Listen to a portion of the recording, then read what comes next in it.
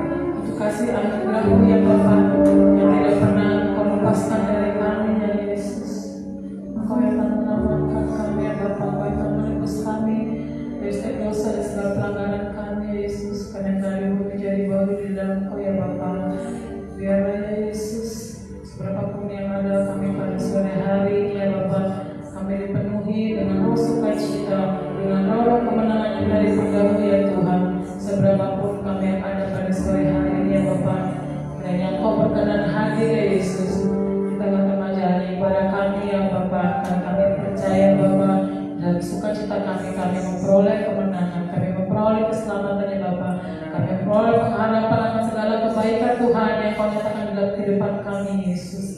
Terima kasih Yesus.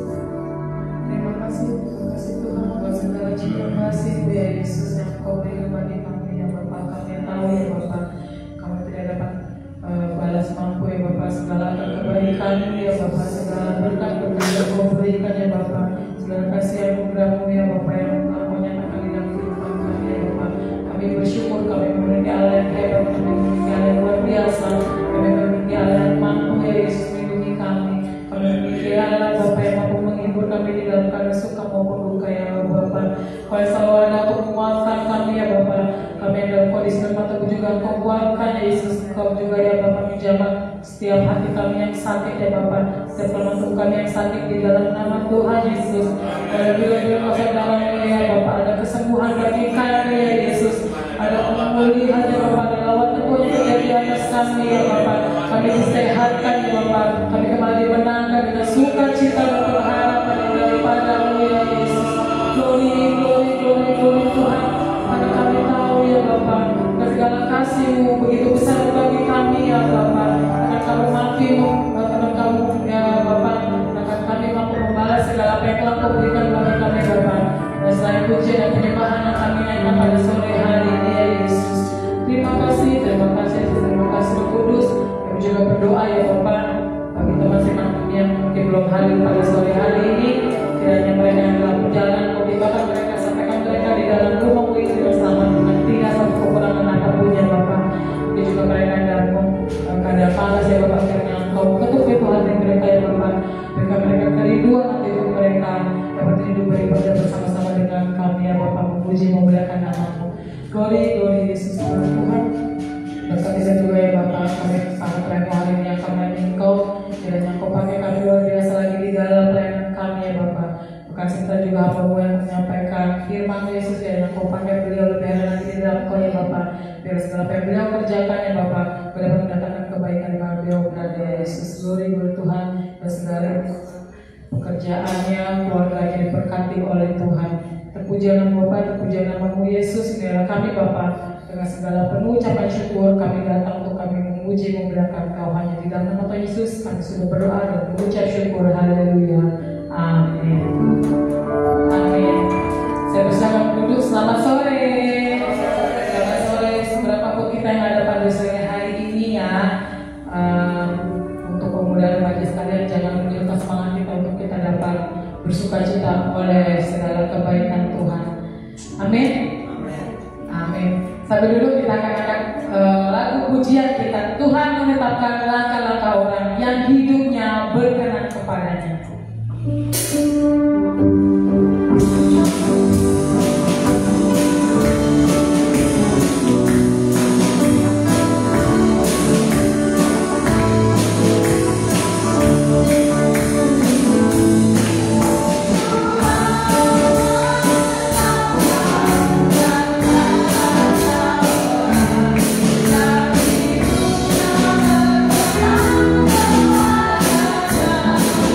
you.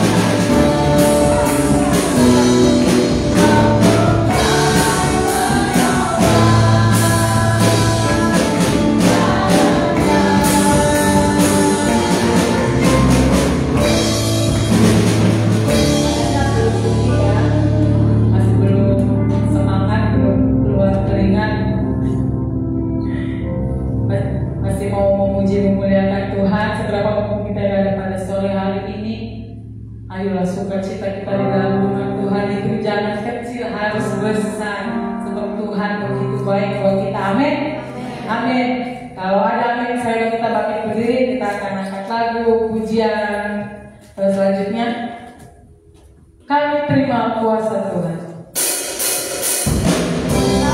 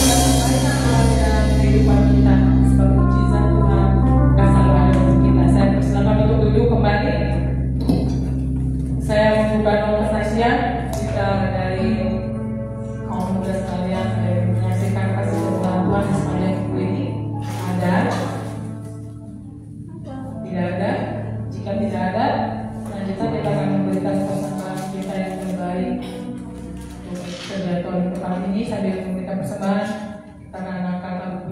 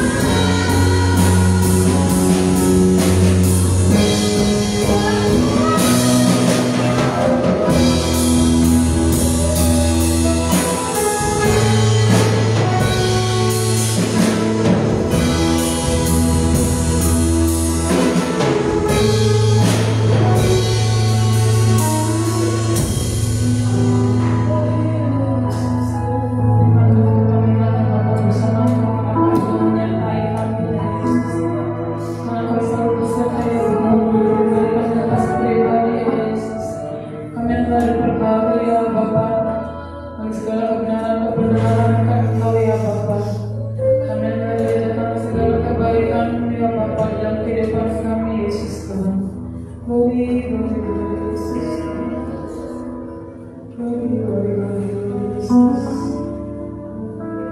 Kami tidak pernah terlambat ya Bapa, atas segala pertolongan kami ya Yesus, atas segala apa yang kami ya Bapa rasakan. Mungkin cobaan-cobaan yang kami alami pada saat ini ya Bapa, itu terlalu kecil bagi Engkau ya Bapa. Kami tetap terus berharap dan berharap hanya kepada Engkau ya Bapa, akan segala mujizat yang Kau nyatakan bagi kami ya Yesus, akan segala apa yang Kau berikan bagi kami ya Bapa. Pertolongan ya Bapa akan tepat pada waktunya. Pertolongan ya Bapa tidak akan pernah terlambat ya Bapa. Buat pribadi kami pribadi, glory Yesus Tuhan. Haleluya, haleluya Yesus. Terima kasih Tuhan untuk penyertaan-Mu ya Bapa, untuk segala kebaikan-Mu ya Yesus, untuk segala curahan ya Bapa Roh Kudus atas kami ya Bapa. Kiranya ya Yesus pada sore hari ini buatkan kami menjadi pribadi yang taat, pribadi yang dengar-dengaran akan firman-Mu ya Bapa. Ajarkan kami ya Yesus untuk duduk di bawah kaki-Mu ya Bapa, ketika hamba-Mu yang menyampaikan firman-Mu ya Bapa. Kiranya ya Yesus ada kuasa pengorbanan padamu ya Bapa turun atas kami ya Yesus. Glory Tuhan. Terima kasih Yesus.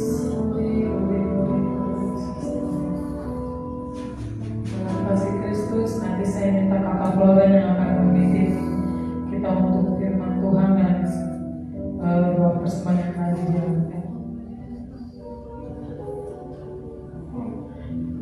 Pada hari saya minta kakak Tausi yang akan memimpin doa.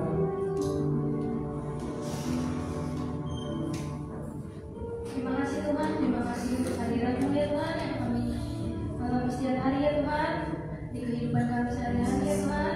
Terima kasih untuk anugerah yang Kau berikan ya Tuhan di kehidupan kami Tuhan. Kami dapat merasakan ya Tuhan suka maupun duka ya Tuhan. Terima kasih Tuhan.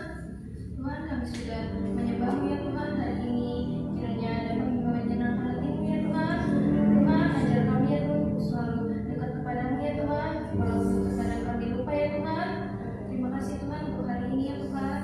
Tuhan kami sudah memberikan persembahan ya Tuhan.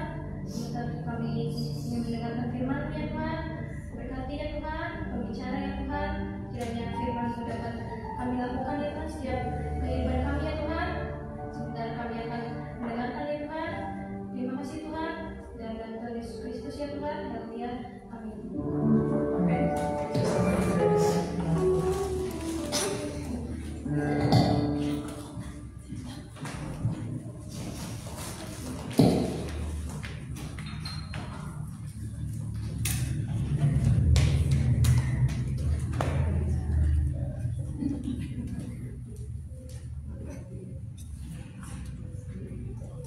Kirain proses pembicaraan itu udah berantakan. Keren ya, nanti ya puji Tuhan. Ada sukacita. Ini kemana kasih sama Rizka? Nggak tahu. Kamu saudaranya nggak tahu? Apalagi kajian. Japok apa? Nggak ya? Oh, di sana hujan ya, pantesan. Mendung. Kamu nggak kehilangan Arjuna? Teman sekelas, teman berantem. Tuhan. Ya, sekelas kan Arjuna sama Rizka. Kamu nggak kehilangan. Hari ini kita akan belajar tentang the power of love, the power of mati. Nggak bisa. Kenapa nggak bisa? Ya, puji Tuhan. Tapi kalau ayat bisa. Ya. The power of love. Ya. Ada filmnya ya. Film Titanic. Siapa yang nyanyi? Celine Dion. Mati Michael langsung. Bener loh mati. Oh ada lagi. Serem. Ya. Kita mau sama-sama belajar dari dua murid Yesus. Ya. Bukan Made sama Levi. Murid kok. Kalian juga murid, cuma bukan kalian. Kita mau belajar dari murid Yesus yang menanggapi the power of love itu dengan cara yang berbeda ya. Kita sebagai anak-anak muda kadang-kadang menanggapi segala sesuatu dengan cara yang berbeda ya. Nah, kita belajar yang pertama dari Yohanes ya. Siapa? Yohanes. Bedakan antara Yohanes murid Yesus dengan Yohanes Pembaptis. Gak sama ya. Namanya mungkin sama-sama John ya, sama-sama Yohanes, tapi mereka beda. Kalau Yohanes Pembaptis, sekilas aja ya, itu anak dari Elizabeth dan Zakaria ya. Dia yang membaptis Tuhan Yesus. Kenapa disebut Yohanes Pembaptis? Karena dia waktu itu banyak baptisin orang percaya. Sedangkan Yohanes murid Yesus beda ya. Nah, Yohanes adalah satu-satunya murid Yesus yang meninggalnya tua.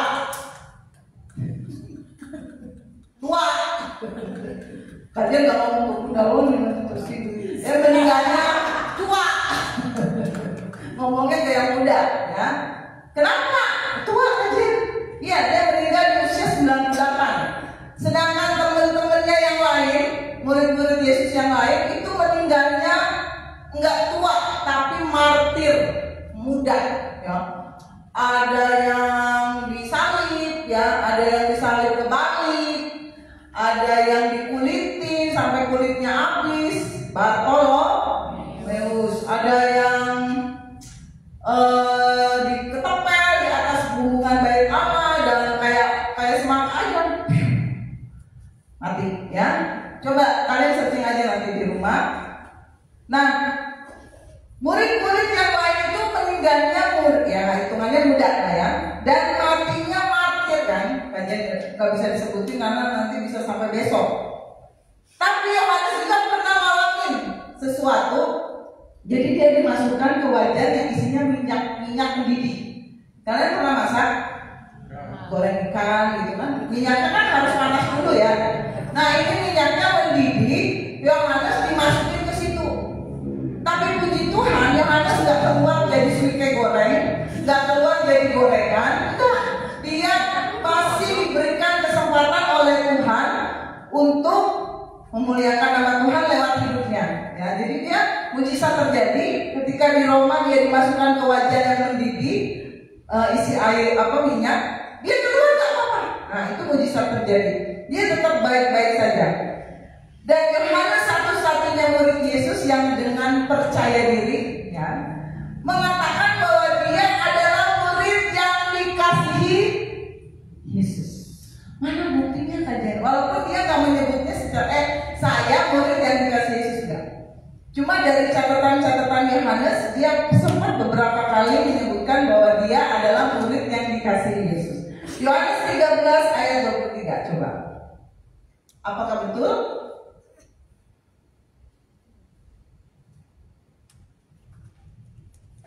Jangan-jangan ayat nggak bisa muncul. Nggak bisa. Coba Toksi bacain Yohanes 13 ayat 23.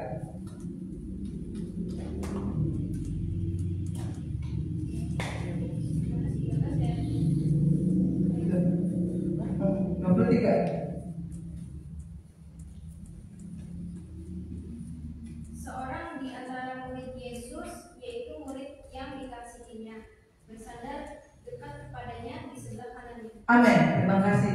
Jadi kalau orang nggak ngerti, nyebut Yohanes itu pede banget. Coba kajian misalnya ngomong gini di status, guys, saya adalah anak Tuhan yang sangat dikasih Yesus. Itu Cisinta bacanya sombong banget, betul kan? Kalau orang nanggepinnya negatif gitu ya. Nah, Yohanes dua kali dia menyebutkan bahwa dia adalah murid yang dikasihi Yesus. Nah, ternyata memang betul dia adalah salah satu murid yang dikasihi Yesus. Karena kalau teman-teman membaca surat-suratnya, itu Yohanes 1, Yohanes 1, 1 Yohanes 2, 1 Yohanes 3, itu berbicara kebanyakan tentang kasih. Dan kalau kalian baca ya teman-teman, itu dia selalu nyender sama Yesus. Apa sih nyender? Bersandar, deket. Orang kalau nggak deket nggak mungkin sandaran kan, ya kan? Betul? Nah, tapi anak-anak muda zaman sekarang kalau pacaran udah begitu. Ya, jangan contoh. Nah, dia adalah mati.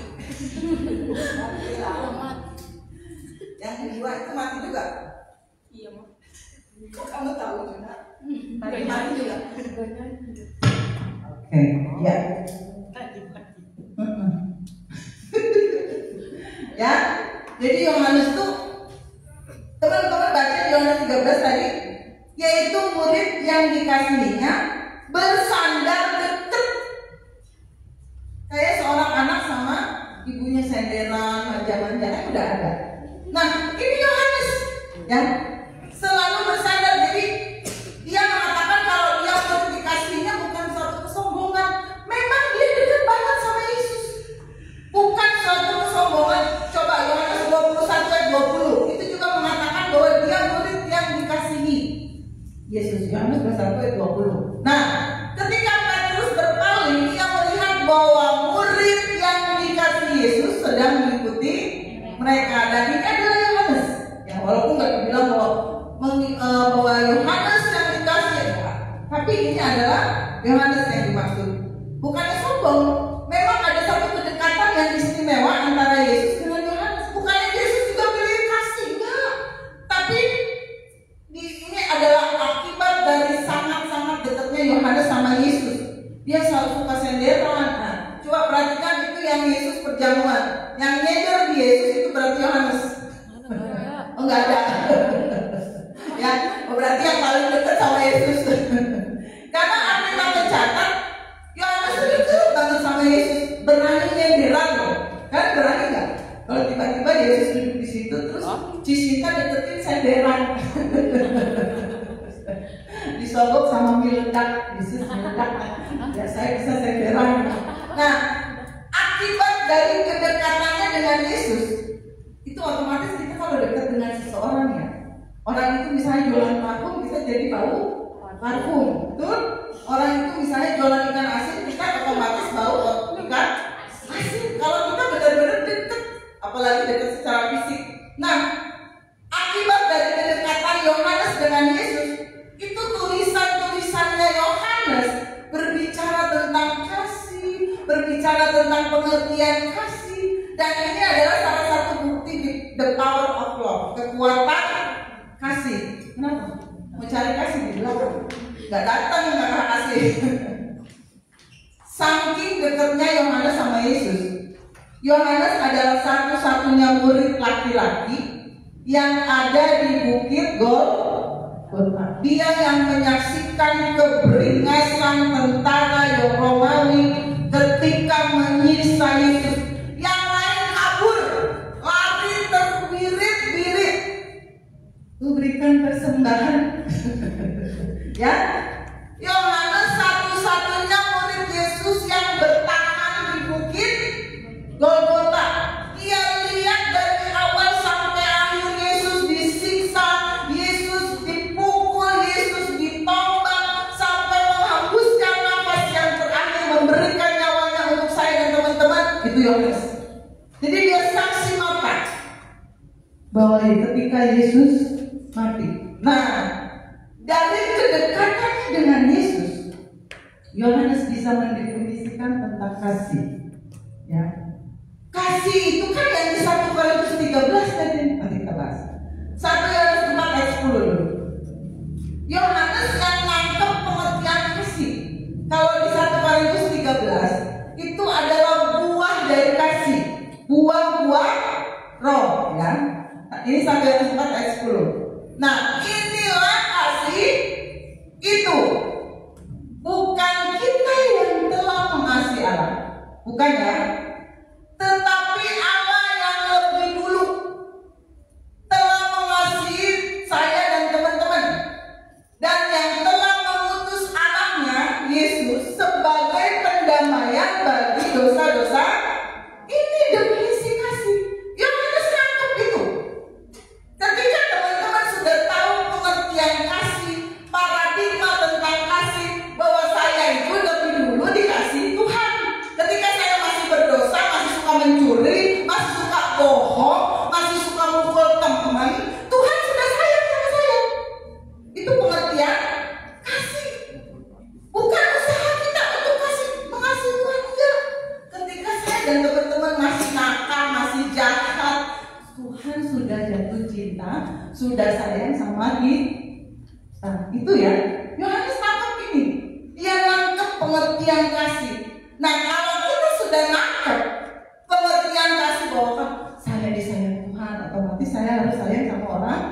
Tuhan, saya sudah diampuni oleh Yesus. Otomatis kita mau mengampuni orang yang bersalah sama kita. Oh, saya sudah dimengerti sama Yesus. Sejahat-jahatnya saya, Yesus tetap saya. Oleh sebab itu saya mau ngertiin orang lain. Nah, itu efeknya seperti itu. Makanya muncullah 1 Korintus 13. Itu adalah buah-buah dari kasih. Kalau teman-teman sudah tahu pengertian tentang kasih, otomatis 1 Korintus 13, kasih itu sabar, kasih itu murah hati, tidak sombong dan lain sebagainya muncul tiba-tiba. Nanti tiba-tiba Maria begini, kok saya sekarang jadi dengar-dengaran ya sama mama. Tiba-tiba, kok saya bisa sayang banget ya sekarang sama Arjuna. Biasa sampai muka gitu. Itu tiba-tiba muncul loh. Coba nanti teman-teman akan mengalami hal itu kalau sekarang belum mengalami. Karena itu buah dari kasih. Mulai dari saya dan teman-teman penuh dosa dalam kegelapan, Yesus sudah sayang lebih dulu sama saya dan teman-teman. Kematiannya di kayu salib adalah bukti kalau kita sudah dikasihi lebih dahulu oleh Yesus. Tadi ayatnya kan? Ya. Bukan kita yang telah mengasihi Allah, tetapi Allah yang telah mengasihi kita. Amin. Ada lagunya kan? Tuhan lebih dulu mengasihi kepadaku, jeng-jeng melayani. Nah, itu dasar pelayanan saya dan teman-teman. Jadi kita bukan melayani karena kita mau diberkati, enggak. Kita melayani Tuhan karena kita sudah diberkati. Amin. Kita mau melayani Tuhan, kalian mau pegang residi, main musik, jalan kolekan, bukan saya menjadi berkat, enggak. Karena saya sudah diberkati. Itu konsep kasih. Konsep kita dalam dasar melayani. Kalau sudah begitu, apapun tantangannya dalam pelayanan, kalian gak akan menggerutu. Kan banyak. Saya sudah melayani Tuhan, saya sudah memberikan segala-galanya, kok saya begini? Karena paradigma tentang kasih salah. Amin. Nah, kalau kita sekarang ya, saya dan teman-teman tahu, kalau kita tuh disayang Tuhan, apa yang harus kita lakukan? Ya, kita akan melayani Tuhan, ikut Tuhan atas dasar kasih. Muncul buah-buah roh. Yang tadinya Feby gak sabaran, bisa sabar banget. Amin, Feby. Yang tadinya Topsi gak kuat menghadapi masalah, tiba-tiba bisa menguatkan mama, bisa menguatkan kakak, ya kan? Itu buah-buah kasih. Amin. Tadinya Revi suka apa, Revi? Suka jutek sama kakak. Tiba-tiba ketika kakaknya tidur, ada perasaan mengalir. Aduh, saya sayang banget ternyata sama kawannya. Amin. Makanya saya bela-belain mau ikut piknik Jumat depan. Ya, itu kasih loh. Itu tiba-tiba nggak disogok. Karena itu muncul dengan sendirinya. Kalau kita tahu pengertian kasih, nah itu akan berdampak sama pelayanan saya dan teman-teman. Ya, Rasul Paulus memberikan pandangan tentang tipe pelayanan yang senada dengan Yohanes tulis 2 Korintus 3 ayat 9 sampai 11. 2 Korintus pasal 3 ayat 9 sampai 11. Nah, sebab jika pelayanan yang memimpin kepada penghukuman itu mulia, jadi tipe pelayanan ini tuh begini teman-teman. Kita melayani seseorang, kita mau memenangkan seseorang, tapi atas dasar hukum yang tertulis, yaitu hukum Taurat. Kita tunjuk-tunjuk, kamu ada dosa ya, sehingga kamu sakit. Kamu tadi kesalah duri karena kamu gak ke gereja ya. Kayak gitu, benar? Suka gitu gak dulu? Itu bagus. Pada momen-momen tertentu mungkin itu mulia, kan? Ini kan dikatakan. Tetapi betapa lebih mulianya lagi pelayanan yang memimpin kepada pembenaran. Nah, kita pelajari satu-satu. membawa pada penghukuman itu dasarnya hukum tertulis, yaitu hukum Taurat. Sedangkan yang kedua, pelayanan yang memimpin kepada kebenaran. Ini dasarnya adalah hukum roh. Pelakuan aja yang ngertiinnya ya, yaitu hukum kasih karunia. Nanti teman-teman akan lebih mengerti ketika ada contoh. Apa bedanya Haji Muhammad baca ayat ini? Betul ya. Pelayanan yang membawa pada penghukuman. Saya mau bagikan sebuah kesaksian ya. Ada seorang hamba Tuhan dulu, sebelum dia bertobat dan jadi hamba Tuhan, dia itu nakal banget. Siapa sih yang nakal banget? Tahu nggak teman-teman nakalnya di mana? Tiap pagi orang tuh sarapannya kan nasi kuning, ya bunda ya, nasi uduk. Kalau lagi itu dikit-dikit direbus, digoreng itu. Anak muda ini sebelum dia bertobat dan jadi hamba Tuhan, sarapannya mau tahu apa? Mereknya apa ya? Minuman keras merek Jack Daniel ada, sama rokok Marlboro. Itu sarapannya dia tiap hari.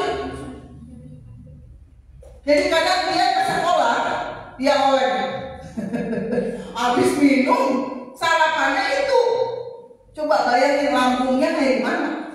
Dan itu dia mau ntar besok dia gitu sama mama mau yang itu tuh sarapan itu tuh. Oh, bahaya. Tiap hari dia sarapan itu. Pernah dia dalam 2 jam minum 8 botol miras, minuman keras. Bukan Sprite, itu mah gak ada itunya. Ini benar-benar keras. 2 jam sampai dia udah diem gak bisa ngapa-ngapain. Teman-temannya dia udah mati. Tapi ternyata Tuhan masih bertemu. Nah, itu tiap hari loh. Tapi sebadu-badunya anak muda ini sebelum jadi hamba Tuhan, dia masih mikir, saya kalau ikut KKR, mudah-mudahan saya bertobat. Karena tiap hari orang tuanya yang luar biasa mendoakan anak muda ini. Tiap dia masuk kamar didoain bantalnya dalam nama Yesus, anak ini bertobat. Aduh, jangan lagi sarapan yang kayak gitu. Tiap hari loh. Orang tuanya masuk kamarnya didoain. Ya. Amin. Kenapa nggak mencoba? Ya. Mau masuk kamar siapa? Ya. Akhirnya sebadung-badungnya anak muda ini, dia sempat berpikir, kalau saya ikut KKR, ada kemungkinan bertobat. Akhirnya waktu itu tahun 90-an di Jakarta itu sering diadakan KKR. Ya, itu pengumumannya kayak kita dulu kalau dengar pengumuman film apa tuh, apa sih kalau mobil pakai mobil kayak gitu dulu di Jakarta. Oh, saksikan hadirilah KKR dengan berbicara Loni Wijaya, misalnya tulisan. Tiap KKR kalau dia lagi nggak mabok, anak muda ini datang dengar firman. Habis firman biasanya pendetanya bilang gini, itu membekas di pikirannya, diingatan. Jemaat Tuhan yang masih punya dosa, taruh tangan kanan di dada. Dan anak muda ini tanpa lihat kiri kanan, dia taruh tangan kanan di dada dengan harapan habis itu dia berubah. Dia taruh tangan kanan di dada. Biasanya pendetanya mulai nyanyi, mulai nyanyi, ya pura-pura itu aja lah daripada lagu yang tadi udah ketinggian, kasihan Arjuna.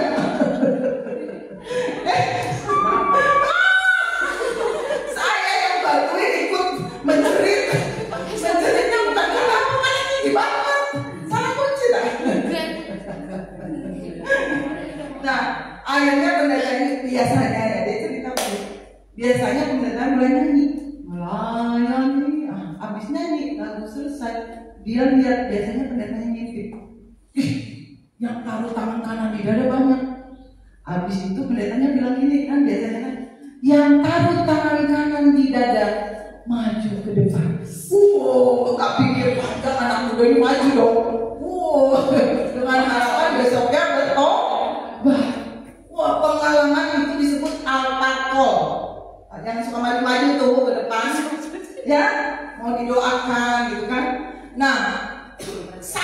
seringnya anak muda ini ikut KKR, pengalaman apa kalau waktu itu dia sudah ikuti, ya?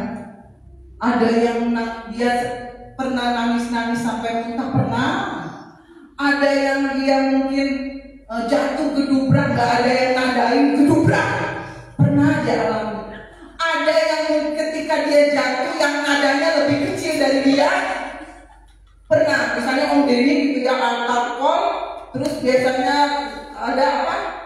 Itu Roh Kudus bekerja, jatuh yang nada di belakangnya lebih kecil dari Om Denny. Misalnya pernah dia alami, kasihan yang nada ketimpa, ya pernah alami itu. Nah, ternyata berkali-kali dia ikut KKR, dia masih tetap minum minuman keras, masih tetap sarapannya kayak gitu. Teman-teman tahu dia berubah kenapa? Nanti dengar di akhir ya. Itu tipe pelayanan seperti itu. Jadi fokus pelayan Tuhannya sama dosa, ya. Kamu toko kamu nggak rame, kamu punya dosa ya, gitu kan? Suka dengar kayak gitu. Tapi ternyata surga fokusnya nggak sama dosa. Surga fokusnya sama apa, Maria? Sama saya. Surga fokusnya sama korban. Ingat ketika di perjanjian lama Ulang ke-10 apa? Anak sulung ya. Anak sulung itu malaikat berjalan ke rumah-rumah orang Israel. Kalau yang di dalam rumah nggak, di pintu nggak ada darah domba, nah itu mati anak sulungnya. Kayak gitu. Tapi fokusnya surga nggak sama dosa. Asal ada kurban darah anak domba, selamat. Mungkin kita nggak tahu orang Israel habis berantem di dalam, tapi ketika ada darah anak domba, selamat. Anak sulungnya tetap hidup. Nah, masuk ke hukum Taurat, teman-teman. Kalau di hukum Taurat itu orang yang bikin dosa itu mati pokoknya, ya. Nah, kalau nggak mau mati, dia harus mengorbanin domba lembu jantan atau terkukur, ya. Nah, misalnya ambil contoh, Kajen bikin dosa nih, habis bunuh kecoa. Kajen harus cari apa itu namanya, korban domba jantan yang tidak bercacat celah. Kajen nyari di Shopee, domba jantan tidak bercacat celah, berapa kilo nih? Oh ini bagus, tidak bercacat. Payment, mau COD apa? Transfer. Akhirnya dipilih salah satu domba. Datanglah paket domba jantan. Paket aja harus bikin dosanya. Paket dibuka, dilihat, oh iya benar, domba jantan nggak bercacat celah. Korban itu Kajen bawa ke imam besar. Pura-puranya Mama Elis, ya.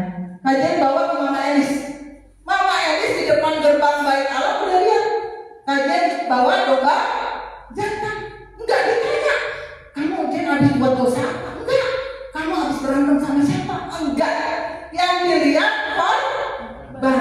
Ini dombanya ada cacatnya enggak? Kalau ada bisul enggak jadi. Kalau ada koreng sedikit enggak jadi. Harus mulus, tidak bercacat celah. Nah, sama Mama Elis kalau udah diperiksa, oh dicek lolos. Itu domba jantan harus Kajen disembelih 1 kali di leher. Kajen dikasih pisau, mati. Kalau nggak mati, disetrum aja. Ketika domba jantan itu korban mati, pertukaran terjadi. Dosa Kajen pindah tuh ke domba jantan. Kajen dianggap sama imam besar Mama Elis tidak bersalah selama 1 tahun. Jadi nanti bisa diperpanjang kayak SIM. Sekarang kalian masih nemuin terkukur atau domba jantan tidak bercacat celah? Ada di Shopee, di Lazada ada, di Aku-Laku ada nggak? Jual domba jantan, enggak. Karena sekarang saya dan teman-teman punya anak domba yang tidak bercacat celah. Namanya Yesus Kristus. Untuk 1 tahun kita bebas dari dosa, untuk selama-lamanya. Ketika Yesus mati di atas kayu salib, pertukaran terjadi. Kita yang tadinya tidak benar, berdosa, banyak salahnya, ditukar. Yesus yang berdosa, kita dikuduskan dan dibenarkan untuk sekarang sampai selama-lamanya. Amin. Bentar lagi kita mau Paskah. Maknai Paskah itu, kita itu pelayanan atas dasar kasih karunia. Nah, kalau surga fokusnya nggak sama dosa, nggak sama kesalahan orang, kenapa saya dan teman-teman sekarang kadang-kadang fokusnya sama salah dan dosa teman-teman kita? Misalnya sekarang kita rohani, memuji Tuhan, berdoa, baca Alkitab, diem, tenang banget ya dengar firman-Nya. Nanti jam 9 pulang sampai maghrib. Salah satu dari kalian ngobrol nyeletuk. Misalnya kemarin, maaf ya kemarin, ilustrasi. Baby, tahu nggak si A kemarin melakukan ini? Itu ibadah yuk pindah di depan pagar. Bukan ngomongin firman, ngomongin kesalahan. Kenapa kita fokusnya sama-sama orang? Yesus aja nggak fokus ke situ. Amin. Predikat kita semua sama. Kajian mungkin yang berbicara di sini hamba Tuhan sama kalian predikatnya. Orang berdosa yang dibenarkan disayang oleh Yesus sama. Bedanya kajian mungkin belum ngaku, kalian udah ngaku. Bedanya kalian mungkin ketahuan buat dosa, kajian belum ketahuan. Sama kan? Predikatnya sama. Betul? Kenapa kita suka fokus sama kesalahan orang? Orang lain salah itu kita bisa nggak ngaca. Predikatnya sama. Amin. Jangan gitu dong, kayak lihat aja. Kamu kan tadi nggak masuk ilustrasi, ya. Nah, kalau yang tadi yang dialami anak muda tadi, pelayan Tuhannya sama dosa yang orang-orang yang dilayani. Toko kamu sepi, pasti kamu yang berdosa. Ayo ngaku aja biar saya doain. Ada yang gitu? Betul? Kamu gak dapat jodoh, kamu pasti nyimpen dosa ya. Cerita aja biar saya doain. Fokusnya sama, ya. Tapi kalau pelayanan yang memimpin kepada kebenaran yang kedua, itu fokusnya dasarnya adalah kasih karunia. Ingat tadi anak muda yang suka ikut KKR, dia bertobatnya kenapa? Apa karena lihat gembalanya jalan di atas air? Dia bertobat karena dia dirangkul oleh orang tua. Orang tuanya nggak nunjuk-nunjuk. Kamu tuh ya tiap pagi minum, tiap pagi ngerokok, ngabisin duit. Orang tuanya ngertiin bahwa anak muda ini sedang diproses oleh Tuhan. Dirangkul, tiap hari didoain, dia dimengerti. Karena pelayanan yang memimpin kepada kebenaran gampang aja. Kamu ya. Tapi diapain? Dirangkul, didampingi, didoakan. Baru sekarang menjadi hamba Tuhan, terkenal kayak Haji. Langsung ketawa semua. Ya, dirangkul. Kalian punya kakak, punya adik, punya orang tua yang belum mau ke gereja, biarin. Jangan ditunjuk-tunjuk, jangan dihakimi. Ajak makan, ajak nonton, ajak jalan-jalan. Habis dong duitnya kayaknya. Itu pengorbanan. Ya, ada sebuah kesaksian. Pernah cerita ya ini di badan aku aja. Dia anak hamba Tuhan, nge-vape.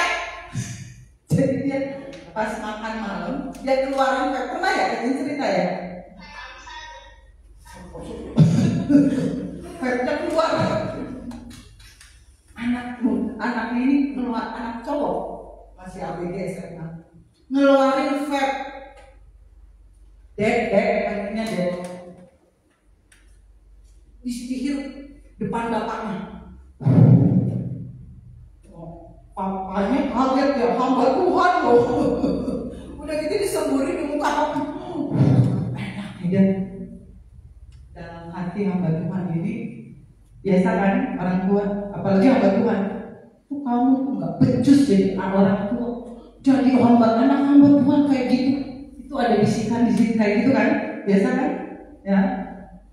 Tapi tiba-tiba ada bisikan halus dalam hati, rangkul anak, jadikan dia sama. Benar loh, berubah. Hamba Tuhan itu nanya, itu flavornya apa ya, agak arti. Pokoknya apa lah, rasanya apa ya, rasa jeruk kali. Ini enak loh, dan kalau di ruangan ber-AC itu baunya enak. Padahal dalam hati hamba Tuhan ini udah gemes ya, istilahnya apa anak saya gitu. Tapi dia mengungkapkan, dia malamnya cuma berdoa sama Tuhan, Tuhan, Engkau yang lebih tahu cara terbaik untuk anak saya. Benar? Ketika saya dan teman-teman nggak ngambil jawabnya Tuhan, kita nggak berusaha merubah orang, ya Tuhan yang merubah. 2 minggu kemudian, dia bilang ini sama papanya, Dad, aku udah berhenti nge-vape. Kenapa? Nafasku sesek kalau lagi nge-gym. Kalau pakai berhenti, siapa yang terjadi? Tuhan, itulah pelayanan yang memimpin kepada pemberi. Teman-teman silakan mau pilih yang mana? Mau pakai yang tunjuk-tunjuk, apa dirangkul, dikasih pengertian. Jadilah anak-anak muda yang melayani dengan kasih. Kalian jadi berdampak. Kalian itu tunjukkan sama semua orang kalau kita disayang Tuhan, ya. Kalau kita sudah disayang Tuhan, kita mau sayang sama orang tua kita. Kalau kita sudah dimengerti oleh Tuhan, kita mau ngertiin sahabat kita yang mungkin lagi badung, yang lagi keluar jalur. Kita mau sayang sama adik kita, orang tua kita, om tante kita, ya. Itu jadi pola pikir dari Yohanes. Yohanes kan dia merasa bahwa dia disayang oleh Tuhan. Kita beralih sama Petrus. Kenapa Petrus? Tetangganya Somar. Petrus kebalikannya Yohanes. Dia merasa kalau dia sayang sama Tuhan. Beda kan? Yohanes merasa kalau dia disayang Tuhan. Petrus merasa kalau dia sayang sama Tuhan. Sehingga dia jadi murid yang reaktif, maunya menonjolkan diri. Ketika Tuhan aku akan mati, saya mau. Betul? Baca deh tentang Petrus, ya. Tapi Petrus tuh beraninya kalau lagi rame-rame. Orang zaman sekarang bilang kadrun, ada pada gurun. Tapi di Google ada itu istilah kadrun. Usah melotot pada. Tapi Petrus ya, kalau lagi rame-rame, merasa sok jadi pahlawan. Waktu Yesus ditangkap di taman Getsemani, dia menebas telinganya Malkus, menunjukin gue nih sayang sama Yesus. Tapi ketika dia ditanya sama emak-emak lagi sendirian, kamu salah satu dari murid? Enggak. Ditanya lagi, kamu salah satu? Enggak, sumpah. 3 kali Yesus nyangkal Petrus nyangkal Yesus, ayam jantan Yesus melihat Petrus. Tapi saya yakin Tatapan Yesus waktu itu adalah tatapan yang penuh kasih. Dia nggak gini pas Petrus nyangkal.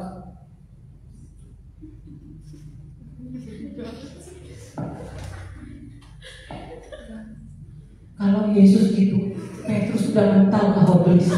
Benar. Yesus nggak gitu loh. Pasti tatapannya tatapan penuh kasih. Ya. Beda sama Yohanes. Yohanes berani. Orang yang penuh dengan kasih yang tulus itu berani. Sampai di bukit Golgota, Yohanes namanya Yesus. Resiko apapun dia tanggung. Dia lihat proses penyalipan loh. Dengan mata kepalanya sendiri. Yang lainnya malah kabur, termasuk terus kabur.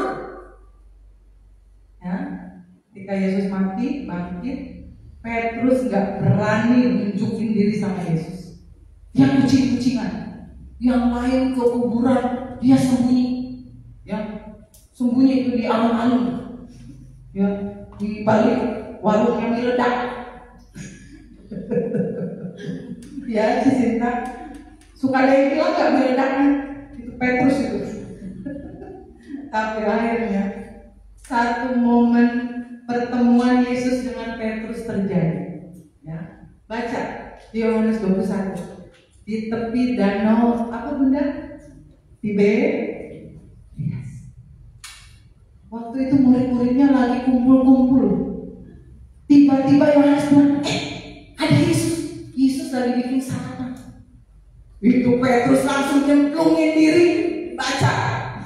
Dia langsung pakai baju nyemplung. Saking gak maunya ketemu Yesus.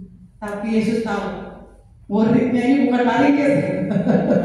Kalau marinir tahan berenang dari Bakahuni, dari gitu ya. Orang Bakahuni itu mereka kalau ulang tahun marinir itunya berenang. Ya, ada yang kuat? Nggak ada kecuali marinir. Ya, kalaupun ada yang berani sampai tepi Bakahuni udah almarhumah. Udah kabur. Petrus nyemplung. Akhirnya karena nggak kuat dia keluar. Tahu? Kebayang nggak? Yesus ketemu sama orang yang menyangkal dia 3 kali. Nyangkal itu nyakitin hati loh. Misalnya Floren, maaf ya Floren lagi ya. Ya udah Totsi deh. Nanti Floren terus terkenal nanti di Totsi berangkat sama mamanya ke sekolah. Nyenggol banget ya. Terus ada teman Totsi yang nanya, itu siapa Totsi? Itu siapa Ci? Ini pembantu saya. Itu nyangkal kayak itu. Gimana sakitnya Yesus loh? Disangkal Petrus 3. Pertama kali mereka ketemuan di tepi danau Tiberias. Ini tipe pelayanan Yesus. Yesus nggak mau Petrus merasa bersalah terus-menerus. Yesus nggak mau ini muridnya ini kucing-kucingan sama dia sampai terjun ke danau. Yesus nggak mau. Yesus mau Petrus berubah. Yang tadinya penakut jadi berani, itu yang Yesus mau. Tahu apa yang terjadi? Ketika Yesus melihat Petrus, apa langsung dijawab, kamu yang murid gak tahu diri, udah dilayan-layani berapa tahun ya, nyangka kamu ya di sana, kamu gak boleh makan berdiri di situ. Itu Yesus. Yohanes 21 coba baca dari awal sampai akhir nanti di rumah. Yesus begitu. Yesus nyuruh Petrus makan. Lalu dia bertanya, apakah engkau mengasihi aku? Ya Yesus, aku mengasihi. Apa? Gembalakan domba. Ternyata kalau dilihat dari bahasa aslinya, Yesus ngomong gini, Petrus, apakah engkau agape aku? Petrus jawabnya, ya Yesus, aku pilih engkau. Jadi standar kasih Yesus sama Petrus beda. Agape kasih tanpa syarat. Kalau Filia kasih persahabatan. batang. Kasih bersaudara. 3 kali Yesus nanya sama Petrus. Di pertanyaan ketiga Petrus nangis. Bukan karena diinjek kakinya sama Yesus, enggak. Tapi karena dia menyadari selama ini Yesus mengasihi dia tanpa syarat. Dia mengasihi Yesus bersyarat. Betul? Bersahabat kadang-kadang bersyarat kan? Kamu baik, saya baik. Kamu jahat, saya lebih jahat dari kamu. Itu loh sahabat kadang-kadang, ya. Tapi kasih agape, Gembalakan domba. Itu juga pesan yang Yesus sampaikan sama teman-teman malam hari. Gembalakanlah kakak. Gembalakanlah orang tuamu yang mungkin belum kenal Tuhan. Gembalakanlah anak-anakmu, adikmu, kakakmu, saudaramu yang mungkin mereka belum kenal Tuhan. Dan gembalain domba-domba Yesus enggak pakai jarak. Kamu dirang seperti Yesus. Ketika ketemu dengan Petrus, dia nggak canggung tuh Petrus, kamu nakal ya, kurang ajar. Dia merangkul. Dan sejak saat itu, teman-teman boleh perhatikan, Petrus tadinya pengecut, penakut, tiba-tiba dia berkhotbah di ribuan orang. Semua bertobat. Tahu cara matinya Petrus? Disalib. Salibnya kepalanya nggak di atas. Dia minta sama tentara Roma, saya mau dibalik, saya nggak layak seperti guru saya. Itu kalau salibnya dibalik, kepalanya kan di bawah kan, itu darah semua masuk ke otak, lebih sakit. Revi mau nyoba? Hah? Ya, ikuti Yesus ya Kak Angel ya. Sampai ya, nanti dulu. Ya, pelayanan atas dasar kasih merubah segalanya. Ya, jadi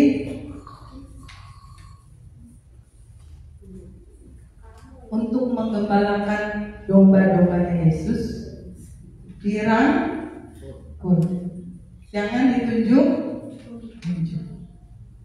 Ya, Loren mau mengembalakan siapa manggilnya? Kevin? Koko? Oh Kevin aja. Dirangkul, usah gereja, nggak usah. Ajak makan, ajak ngobrol, apa kesukaannya, dirangkul, ditemenin.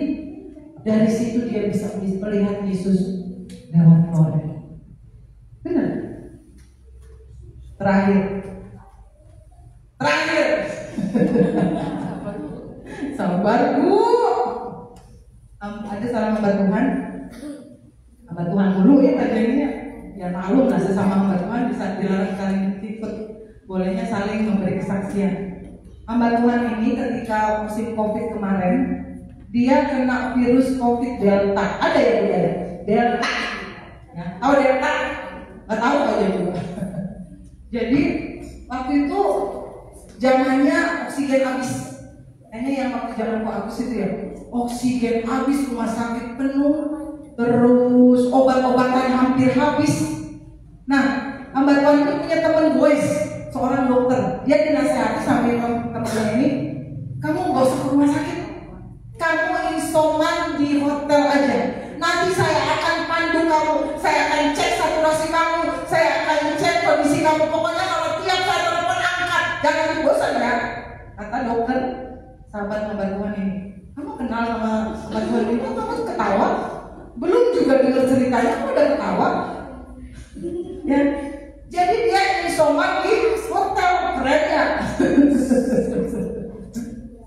Akhirnya hamba Tuhan ini adalah pencinta roti kayak kajian. Ini efek waktu kajian tinggal di Jerman juga 5 tahun. Jadi hamba Tuhan ini kalau di rumahnya habis beras nggak panik, tapi kalau di rumahnya habis roti panik istrinya. Beli roti, beli di Hasanah, beli sama kayak kajian. Kalau roti di dapur udah habis, pulangnya beli roti ya di Hasanah. Yang itu roti abon. Hamba Tuhan ini cinta roti banget.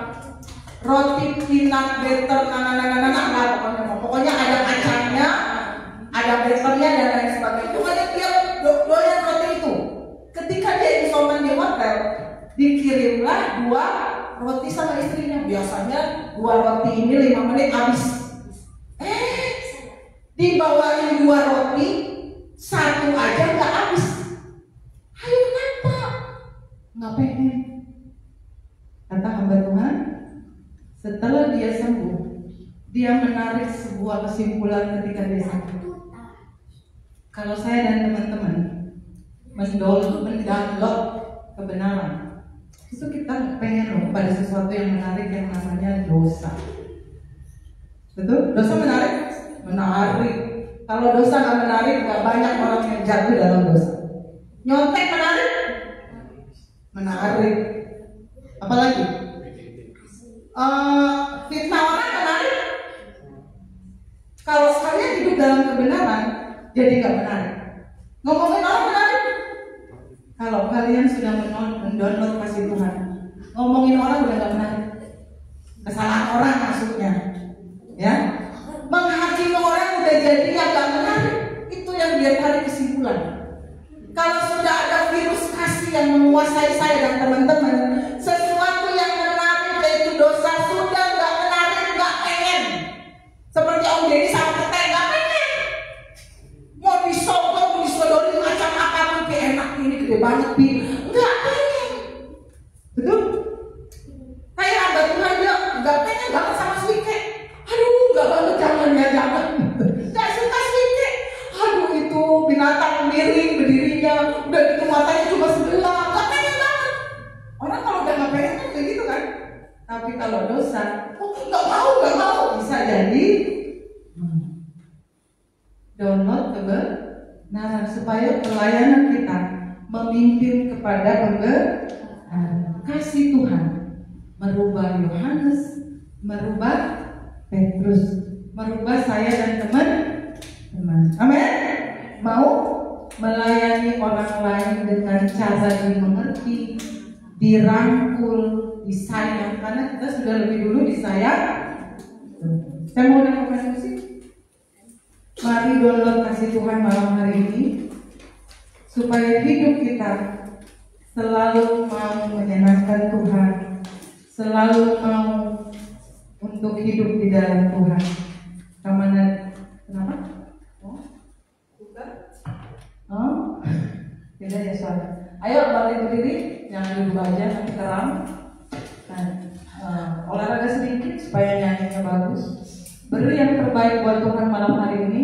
Bersyukur untuk kasih Tuhan ya. Malam hari ini saya dan teman-teman masih ada, masih dikasih napas. Ini semua karena kebaikan Tuhan.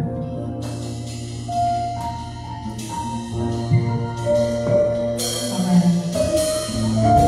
Mari bersyukur kepada Tuhan malam hari ini. Tuhan Yesus yang sudah lebih dulu mengasihi saya. Ada kekuatan di dalam kasih. The power of gratitude mengalir malam hari ini memenuhi saya.